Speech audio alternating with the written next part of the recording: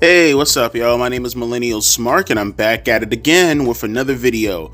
So today we're going to talk about AEW Grandslam and its total viewership number, and also we're going to break down the segments to see what did the highest number. And also, what was the legitimate decline and when did it start? Like we do every other fucking week. So link is down in the description box below if you'd like to follow along. The special Grandslam Australia episode of AEW Collision on Saturday, February 15th, averaged 502,000 viewers? Wait, on television as a whole? Or was that overall, including the other number from the max? Wow, 502,000 viewers. I'm getting lost in the sauce here. Let's just keep reading. Drawing the best total viewership for Collision since December 21st, 2024. Bro, that's not even 2 months ago. Why are you saying that? Grandslam Australia averaged a 0.21 rating in the key 18 to 49 demographic, which was Collision's best demo number since July 29th of 2023. Grandslam Australia aired outside of its regular 8 p.m. Eastern time slot, but the show benefited greatly by following TNT's coverage of the NBA All-Star Weekend with the opening match of Kenny Omega and Will Ospreay versus Konosuke Takeshita and Kyle Fletcher, averaging over 1 million viewers. Viewership declined as Grandslam Australia remained on the air past midnight. Fightful Select has reported that AEW CEO Tony Khan and others within the promotion were very happy. Cope, shut the fuck up. Absolute fucking cope. But continuing on with the ratings for Grandslam Australia. The lead-in for the show and the positive buzz which surrounded Grandslam Australia over the weekend. Khan was said to be a big proponent in AEW utilizing the lead-in from the NBA All-Star Weekend. Warner Brothers Discovery noted to Fightful that there will likely be more instances of AEW Collision being preempted, but receiving a strong lead-in if both sides believe their partnership will benefit. Okay, first off, what are you talking about? Positive buzz from who? From where? From what? From why? From how? What the fuck are you talking about? This weekend, you were getting trash primarily because of your usage of your fucking small ass ring. Now, like I said, I don't believe it to be that big of a deal, but there was controversy surrounding that. You know, it was controversy surrounding the fact that almost everything on your show was fucking spoiled before you got the opportunity to watch it. What is he looking at? Is he just surrounded by yes man? Again, no, it's absolute fucking cope. It is cope. It is beyond fucking cope what he's talking about. There is no way you've been promoting this show for a month, right? Well over a month, but you started to really heat up the juices around even late December. I remember them actually starting to pump out Grandslam. Actually, you know what? I take that back. I remember them talking about Grandslam with tickets and everything going as far back as fucking October, because I talked about this. October or November, one of those 2 months. What are you talking about? What are you talking about? May I remind you, 502,000 viewers is around the same number that we talked about a couple of months ago over the summertime, right? Last year, July, wasn't that also 502,000 or somewhere around that number when we said, okay, time to sound the alarms? Why are they keep moving the goalposts and suggesting that this insanely retarded low number is now a good thing compared to the last insanely retarded number you had before that, compared to the same retarded ass number you had before that. You can't. Eventually we're gonna make it to around 100,000 views, and they're gonna try to cope and tell you that this is good because previously they had about 200,000 viewers. Again, it's the same nonsense you see in politics all the time when they talk about the crime number. Crime has decreased. Look, crime is decreased. Crime is decreased. Crime is decreased. What are you talking about? Crime is decreased because it went from 750,000 to now 731,000 fucking crimes happening actively. That's not a good thing when 3 years ago the crime spike or the crime spree was at 100,000. You know, when it was at 100,000 and then it went up to 700,000 and now it's barely 700,000. That's not a good thing. What the fuck are you talking about? That's not a good thing. I don't know what you're talking about. You're spouting gobbledygook out of your fucking out of your fuckhole. You're not making any fucking sense whatsoever. Let me ask you guys a question. Let me ask you guys a question. Let's just say hypothetically you got a raise at your job, right? Let's just say you got a raise at your job, right? You were making, say, I don't know, $15 an hour, right? And then you went up to around $18 an hour, right? And then you got a demotion. So now you're making around, say, $14 an hour, right? Hypothetically speaking, right? You're making $14 an hour. And then you get a promotion later on down the line, and now you're at $15 an hour. Would you say that's a good thing if your company tried to persuade you that that was a good thing? Or would you, common sense, argue, at one point I was making $18 an hour. Just because you gave me a raise where now I'm back at $15 an hour doesn't mean that's a fucking good thing. Like, that's not, what are you talking about? What are you talking about? The logic, the logic. But that's fine, because what we're gonna do right now is use more logic and more common sense, and we're gonna break down the numbers segment by segment and see what happened. How? What number did they start off with legitimately going throughout the entire night, and how did they get that median number of 502,000? So they kick off the night with one. Wow.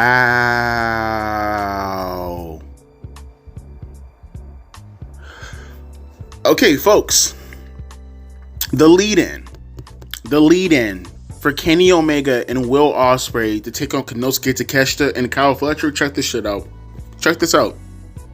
The lead-in number was 1.03 million viewers. When the show came on that night, according to this chart, by the way, supplied by Brandon Thurston, the best in the business when it comes to this, for the first 8 minutes, they had 1.03 million viewers. Over 1 million viewers tuned in to Collision.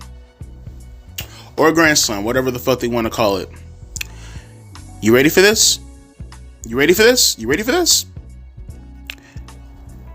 In the same match now. No, mind you, the same match. 15 minutes later, 669,000 viewers. Yep, you heard me.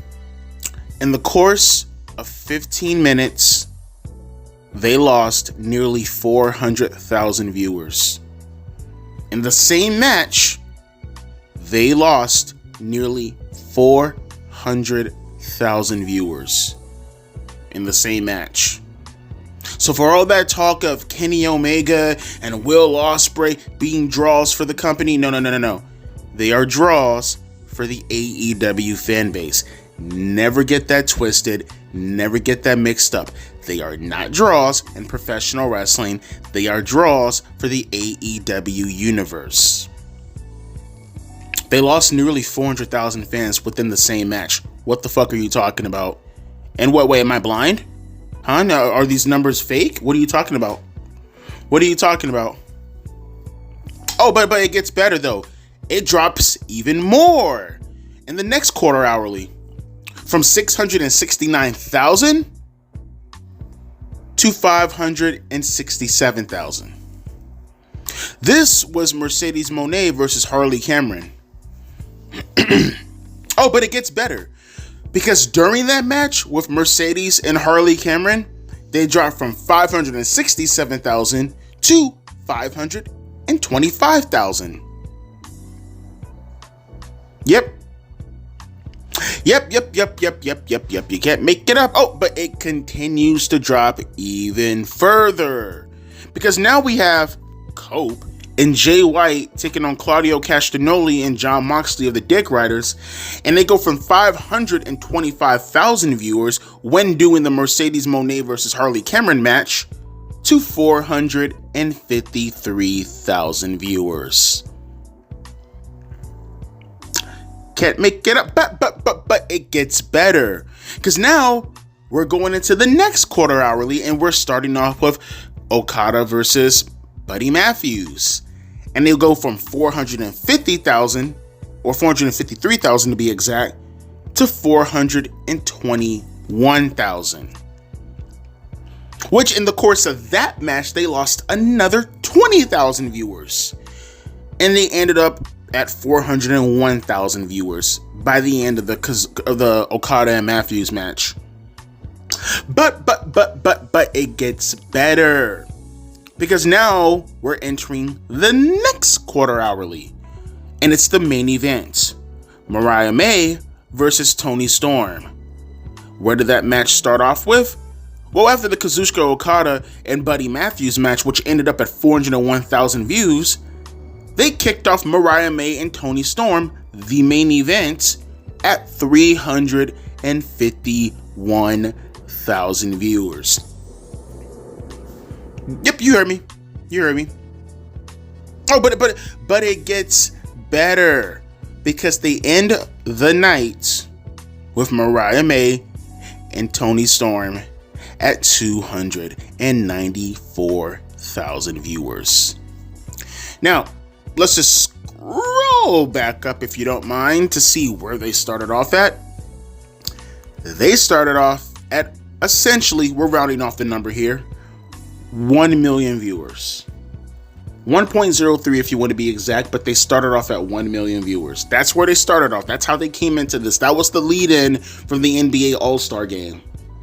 1.03 million. And in the course of 2 hours, just 2 hours, they went from 1 million viewers to a little under 300,000. They lost, within the course of 2 hours, 700,000 fans. 700,000 fans.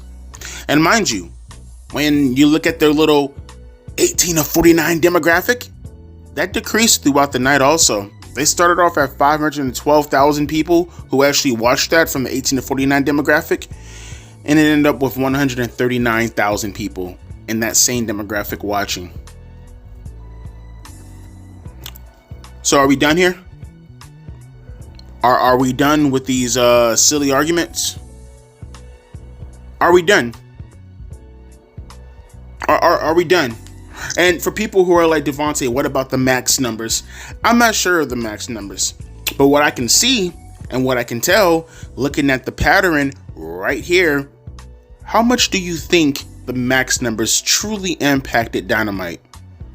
I don't think it did. Just a hunch, just a guess. Drastically enough where it matters? Is that the new coat? Is that the new coat? And we ain't talking about Edge. Is that the new coat? Let's just hypothetically say that altogether their number ended up at 502,000 when it was all said and done, even with the max number, right? Or let's just say it was separate, Let's say it was separate and the number ended up at, 500 and let's say 500,000, whatever. 596,000. Let's just throw out a number, 600,000 even, right? Do you see the pattern of behavior right here? You know what this pattern of behavior suggests? That people turned off the TV, that people tuned out your product as it started to go down. Not one time do I see an increase or a bump. I just see decrease, and more decreasing. What I see are people who could have potentially been new fans to the product, who are unaware most likely of your product being on max. Just a hunch, maybe not all, but I would say probably a pretty large majority, right? Who don't watch AEW, are unaware of AEW Dynamite being on max or any of their product being on max. Is that fair to say? What I see are people who potentially have no clue of your product, or at least are not fans, active fans of the product, who didn't show up. What I see are people who are there, who watch the product, who ended up leaving in droves. It's over, bro. It's over. It's over. It's over. Their focus, their way of conducting themselves as far as the product is considered, they got nothing. They got nothing. Stop relying on just the wrestling. What part do you not understand? What part do you not get? You sit here and you have to lie and seethe and cope and talk about, oh, well, we were happy with the numbers, guys. You're happy with this? What kind of boss are you? What kind of businessman are you? What are you talking about? What are you talking about? If this is my YouTube channel, right? And I average typically around 3,000 views, right? Typically, that's how much I usually get. Around, let's say 2,500 to 3,000 views nowadays, right? If I was making videos and let's say 70% of people fell out watching my show. Let's just say I go from, let's say hypothetically doing 3,000 views to now I'm doing around, at best, 700 or 800 views. On every video I put out, my very, very best is now 700 or 800 views. But in reality, on average, I'm pretty much pulling in typically around 500 views. When at one point I was averaging 3,000 views, I'd feel some type of way. There's no way I'm going around saying I did a fucking great job with my channel.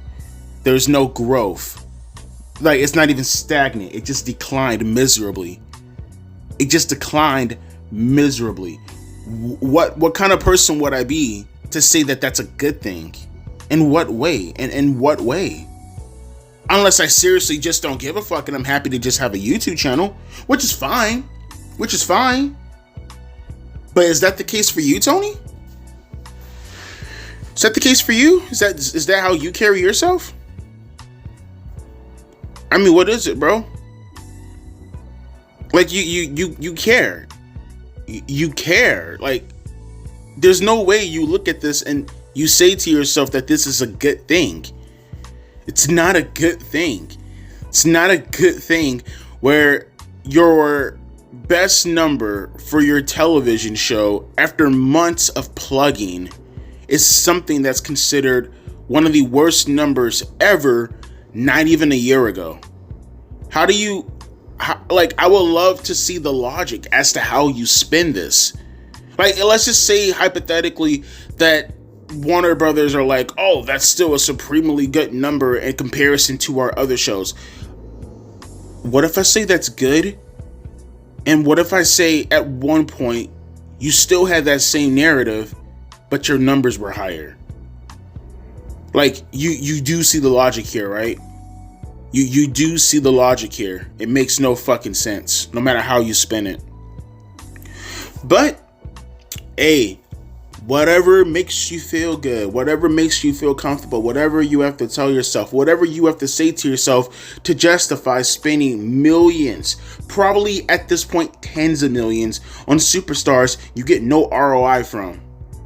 Whatever you have to tell yourself to feel better, make yourself smile. I don't know. Like, maybe you're just saying this because your dad might have something wrong with him and you need something to show for that, because he probably reads Forbes or whatever and he sees your dumbass name pop up, and maybe he doesn't pay attention too much to the finances in AEW, and you have to keep up this charade in order to make him think to himself that whatever he's plunking his money in is actually worth it. But in reality, it's not worth it. Not worth it at all. Now with these numbers, I'm not seeing it. What am I missing here? What am I missing here? No matter what you spin into a positive, in the end of the day, a decrease is a decrease, and what I see is a decrease. But like I said, a healthy cope is a healthy cope. Let me know your thoughts down in the comment section below as to, I mean, can anybody in AEW fandom, can anybody in the AEW world, are you guys gonna sit here and you're gonna try to spin this, or you're going to come back with the, oh my god, he loves WWE, oh my god, AEW, they stay rent-free in his brain, oh my god, ad hominem here, insult here, because I can't engage with the points in the video. Why do you guys care about the numbers so badly? Just enjoy pro wrestling, guys. Enjoy pro wrestling. All the cope in the world, because metrically, the actual engagement, it's not there. You can't do it. Numbers don't lie. It's right in your face. And always remember, guys, if AEW, actually, it's not as if this wasn't the point.